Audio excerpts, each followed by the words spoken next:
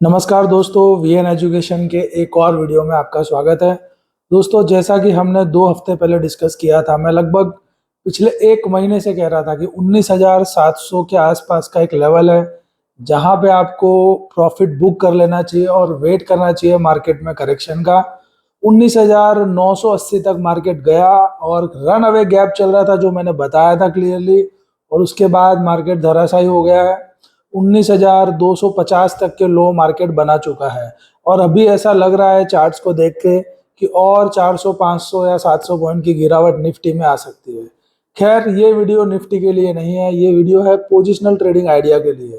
दोस्तों, positional trading करके अगर हम बढ़िया प्रॉफिट कमाना चाहते हैं तो हमें एक ईगल की तरह जो है अपनी नजरें गड़ा के रखनी होती है कि कौन से स्टॉक्स में अपॉर्चुनिटी मिल रही है। जैसे कि आप लोगों को पता है, जो भी मेरा चैनल पहले से फॉलो कर रहे हैं, दे नो दैट कि मैं कभी भी ब्रेकआउट रेट्स के पीछे नहीं भागता हूँ। उल्टा जो स्टॉक्स करेक्ट हो जाते हैं और जिनके फंडामेंटल अच्छे होते हैं और जब वो रिवर्सल लेने लगते हैं तब हम उन्हें बाई करते हैं और मोटा प्रॉफिट कमाने की ट्राई करते हैं। दोस्तों, बैंकिंग सेक्टर के 2 बेहतरीन स्टॉक हैं जो आने वाले टाइम में आपको बहुत बढ़िया रिटर्न दे सकते हैं और वो भी फटाफट। तो ये 2 स्टॉक कौन से हैं, पहले हम उसकी बात करते हैं। पीएसयू बैंक्स की तो धूम मची है, ऑलरेडी इन्होंने काफी अच्छी रैली दे दी है। उनके सामने प्राइवेट सेक्टर के जो बैंक्स है वो अभी तक ढंग से नहीं चल पाए हैं, लेकिन अब समय आ गया है जब प्राइवेट सेक्टर के जो बैंक्स है ये चलेंगे। और इसके 2 दिग्गज बैंक जिनके चार्ट्स में आज आपको दिखाने वाला हूं कि उनमें कैसे पैटर्न बन रहे हैं और आने वाले टाइम में 15 से 20% का रिटर्न फटाफट उनमें मिल सकता है 3 से 4 महीने के अंदर ही। तो दोस्तों, बैंक का नाम है एचडीएफसी बैंक और दूसरा बैंक है कोटक बैंक। ये दोनों ही बैंक काफी इंडिया के फंडामेंटली स्ट्रॉन्ग बैंक्स हैं और इनमें अब मौका बन रहा है। तो मौके पे जो चौका मारेगा उसी को बढ़िया प्रॉफिट मिलेगा। यहां से चल जाने के बाद आप एंट्री लोगे तो वापिस फंस जाओगे। तो जिन भाइयों ने या जिन मेरे व्यूवर्स ने ये बैंक गलती से ऊपर के भाव पे ले लिया है, अब निकलने का टाइम नहीं है, यहाँ पे एवरेजिंग करने का टाइम आ रहा है। और जिन्होंने अभी तक एंट्री नहीं ली है मेरी तरह, वो अब इसमें एंट्री ले सकते हैं। रेकमेंडेशन कुछ नहीं है, एजुकेशनल पर्पस के लिए है। मैं एंट्री लेने वाला हूँ, इसलिए ये सिर्फ मेरी एक ओपिनियन है। आप अपने फाइनेंशियल एडवाइजर से पूछे और फिर ही डिसीजन लें। तो दोस्तों, एचडीएफसी बैंक और कोटक बैंक में ऐसा क्या पैटर्न बन रहा है और ये क्यों आने वाले टाइम में 15-20% का हमें रिटर्न दे सकते हैं फटाफट, वो समझने के लिए आइए चार्ट्स पे चलते हैं। तो दोस्तों, आपके सामने ये एचडीएफसी बैंक का चार्ट है, यहाँ आप देख सकते हैं एचडीएफसी बैंक का ये चार्ट है। और ये वीकली चार्ट है क्योंकि पोजिशनल ट्रेडिंग जो मैं करता हूँ वो वीकली चार्ट पे ही करता हूँ। अब अगर हम यहाँ पे ध्यान से देखें तो रिसेंटली एचडीएफसी बैंक ने ये एक हाई बनाया था 1750 के आसपास और उसके बाद ये करेक्ट होकर के वीकली लोअर बैंड पे आ गया है। बॉलिंजर बैंड एक बहुत ही बेहतरीन इंडिकेटर है और इसका मैं अक्सर इस्तेमाल करता हूँ। और इसको सबसे यूज करने का आसान तरीका ये है कि ब्लू चिप स्टॉक्स पे जो अच्छे शेयर्स हैं उनमें आप ट्राई करिए कि लोअर बैंड के आसपास कहीं पे आपको स्टॉक मिले और फिर अगर उसमें रिवर्सल दिखाई देता है तो यहाँ पे डेफिनेटली एंट्री लेनी चाहिए। तो वैसा ही कुछ मैं एचडीएफसी बैंक में भी देख रहा हूँ। एचडीएफसी बैंक लोअर बैंड के पास आ गया ऊपर से करेक्ट होकर के। लगभग जिन लोगों को पेन देना था उनको ये पेन दे चुका है। अब ये कैंडल आप देख सकते हैं लोअर बैंड के साथ एकदम सट के खड़ी है। अब इस कैंडल पे क्या करना चाहिए, तो देखिए जो एग्रेसिव ट्रेडर्स होते हैं ना, वो तो लोअर बैंड आया मतलब यहाँ पे बाइंग शुरू कर देते हैं। अगर पूरा नहीं तो 3 इंस्टॉलमेंट में खरीदना है तो पहले इंस्टॉलमेंट इधर लग जाती है जो कि अभी 1588 का प्राइस है।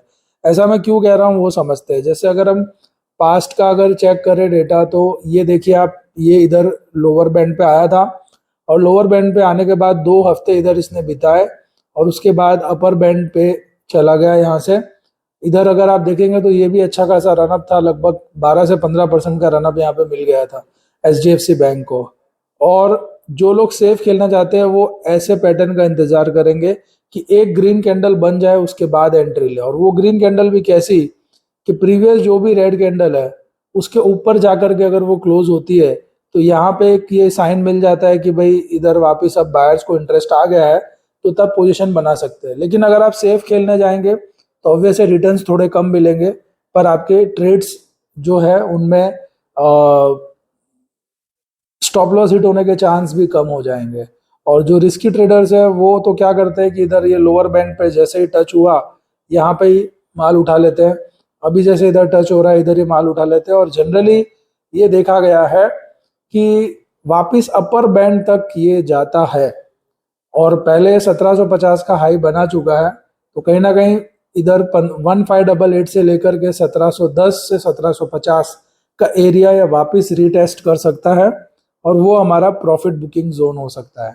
बट एक चीज और भी होती है, अगर आप देखें तो इसने अपर बैंड यहाँ पे हिट किया, फिर इसमें करेक्शन आया, फिर अपर बैंड हिट किया, फिर इसमें करेक्शन आया। बार बार अगर ये हिट करेगा तो ये रेजिस्टेंस को ब्रेक कर देगा और फिर आप देखेंगे कि यहाँ पे बैंड ब्लास्ट भी हो सकता है और फिर ये ऊपर ही चलता चला जाएगा। और जो टारगेट बन के आते हैं वो अराउंड 2000 के आसपास जाते हैं, पर ये 2000 के टारगेट के लिए हो सकता है इसको 8 से 10 महीने भी लग जाए, लेकिन 1750 तक का टारगेट फटाफट आ सकता है। अगर आपको विश्वास नहीं है अभी बॉलिंजर बैंड कैसे काम करता है तो हम पीछे पास्ट में थोड़ा और मैं आपको चेक करवा देता हूँ। तो ये देखिए इधर ये करेक्ट होकर के लोअर बैंड पे आया और लोअर बैंड पे आकर के यहाँ पे लोअर बैंड पे इसने 2-3 हफ्ते टाइम पास किया। इधर से इसमें पिकअप आ गया था और फिर ये इधर से चलना जो शुरू हुआ, एक बार वापस नीचे आया लेकिन स्टॉप लॉस हिट नहीं हुआ और फाइनली अपर बैंड तक ये गया यहाँ पे। तो इस तरीके से ये काम करता है। और पहले हम थोड़ा जाके चेक कर लेते हैं तो समझ में आएगा आपको। ये देखिए इधर वापस ये लोअर बैंड के आसपास आया और यहाँ से अपर बैंड तक हिट किया। तो ये नॉर्मली इस तरीके से काम करता है। HDFC बैंक का ही शेयर नहीं, ज़्यादातर सारे blue chip shares weekly chart पे जब भी ये लोअर बैंड पे आते हैं तो एक बाइंग अपॉर्चुनिटी होती है। लेकिन थोड़ा सा कॉशियस रहने की ज़रूरत है। उसका रीज़न ये है कि निफ्टी जो है वो अभी भी अपने मिडल बैंड तक भी नहीं पहुंची है। निफ्टी अभी तक अपने मिडल बैंड पे भी नहीं पहुंची है वीकली चार्ट पे। तो इधर ये थोड़ा सा एक ट्रबल क्रिएट कर सकता है। इसीलिए समझदारी इसी में रहेगी कि ऐसी एक ग्रीन कैंडल बने यहाँ पे तब आप एंट्री ले, क्योंकि तब कंफर्म हो जाएगा कि वापस HDFC बैंक ऊपर जाने के लिए तैयार है। अब आइए कोटक बैंक के चार्ट्स देखते हैं। तो दोस्तों आपके सामने कोटक बैंक का चार्ट भी आ गया है और कोटक बैंक अगर आप देखें तो लोअर बैंड पे एकदम टच होकर के खड़ा है। अगेन बहुत ही अच्छे प्राइस पे अवेलेबल है। कोटक बैंक में भी मैं आपको चेक करवा दूं इसी तरीके से कि अगर आप देखेंगे तो ये इधर कोटक बैंक लोअर बैंड पे आया था और जैसे ही ये ग्रीन कैंडल बनी थी, हालांकि ये ग्रीन कैंडल मैं बोलूंगा कि इस रेड कैंडल के ऊपर जाके क्लोज नहीं हुई तो यहाँ पे बाइंग सिग्नल नहीं आया था। प्रॉपर बाइंग सिग्नल अगर हम देखें तो वो इधर मिला था लोअर बैंड से घूम के, जब ये वाली ग्रीन कैंडल्स बनी तब मिला था। तो यहाँ पे डेफिनेटली कोटक बैंक में एंट्री बनती थी 1750 के आसपास और उसके बाद एक बढ़िया रैली आई तो कोटक बैंक 2000 रुपए का लेवल भी टच करके आया। उसके बाद से कोटक बैंक में जो है करेक्शन चल रहा है और अब ये वापस लोअर बैंड पे आ गया है। तो यहाँ से पूरे चांस है कि कोटक बैंक अगेन 2000 के लेवल को टेस्ट करने के लिए जा सकता है। अभी 1750 पे है तो 250 रुपए की तेजी 1750 से कम ये मोर देन 15% की जो है पोजिशनल ट्रेडिंग हमें यहाँ पे मिल सकती है। ऐसे दिग्गज बैंक में मिलना आसान नहीं होता। इधर देखिए वापस ये जो चार्ट है यहाँ पे भी आप देख सकते हैं लोअर बैंड पे आया था और लोअर बैंड पे आने के बाद क्या हुआ, यहाँ से वापस अपर बैंड तक गया और अच्छा खासा रिटर्न पोजिशनल ट्रेडर्स को मिला होगा। तो जो एग्रेसिव ट्रेडर्स है वो तो जब ये इस कैंडल पे जब ये टच हुआ वो तो उसी वक्त यहाँ पे जो है बाई कर लेते हैं एक अपना 5-7% का स्टॉप लॉस माइंड में रख के। और जो एग्रेसिव ट्रेडर्स नहीं है, जो सेफ खेलते हैं, वो इस पैटर्न का वेट करते हैं।